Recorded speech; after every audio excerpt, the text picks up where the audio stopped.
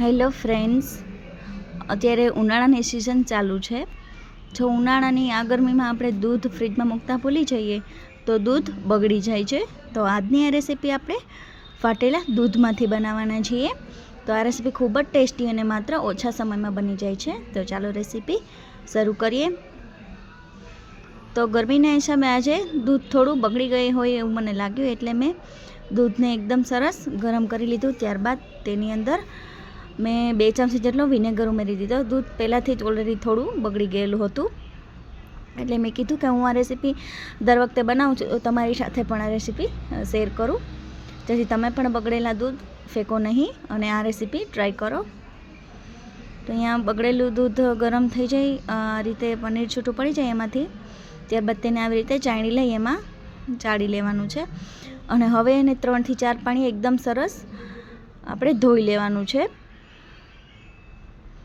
અને હવે આ રીતે જો બધું પનીર આપણે છૂટું પડી ગયું છે, અને ત્યારબાદ તેને કોટનના કપડામાં કાઢી લઈએ અને આ રીતે ચારેય સાઈડ પકડી અને બધું પાણી કાઢી લઈએ.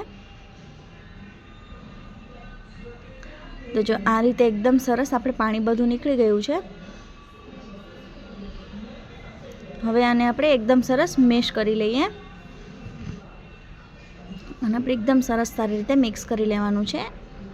જો તમે બગડેલા દૂધમાંથી કઈ રેસીપી બનાવો છો કમેન્ટમાં જરૂરથી જણાવજો મને. હું તો આ રેસીપી બનાવું જ છું, કારણ કે આ ખાવામાં ખૂબ જ ટેસ્ટી અને બહુ મજા આવી જાય છે ખાવામાં. હવે અહીંયા મેશ કરેલા પનીરની અંદર મેં ઉમેરી દીધું છે 1 વાટકી જેટલું મલાઈ ઉમેરી દીધી છે. હવે એની અંદર અહીંયા મેં કેસરવાળું દૂધ છે એ એમાં ઉમેરી દીધું છે અને હવે એ બધી વસ્તુને સારી રીતે મેશ કરી લઈએ. અને ત્યારબાદ મેં અહીંયા 1/2 લીટર દૂધ ગરમ થવા મૂકી દીધું હતું. એ અડધું થઈ જાય ને ત્યાં સુધી એને ઉકાળવાનું છે. હવે એની અંદર આપણે મેશ કરેલી વસ્તુ 3 ઉમેરી દઈએ અને એને સારી રીતે આની અંદર મેશ કરી લઈએ.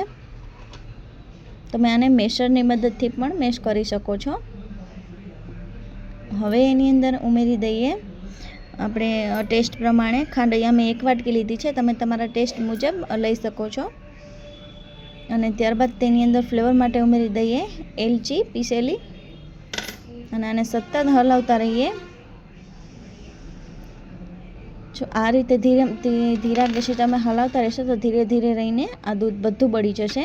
તો અહીંયા દૂધ થોડું જ બાકી રહ્યું છે, બાકી બધું દૂધ બળી ગયું છે. અહીંયા આ રીતે મીડિયમ ગેસની ફ્લેમ ઉપર જ આપણે આ દૂધ બાળવાનું છે. હવે આને આપણે કડાઈમાંથી છૂટું પડવા લાગ્યું છે તેને ઠરવા મૂકી દઈએ.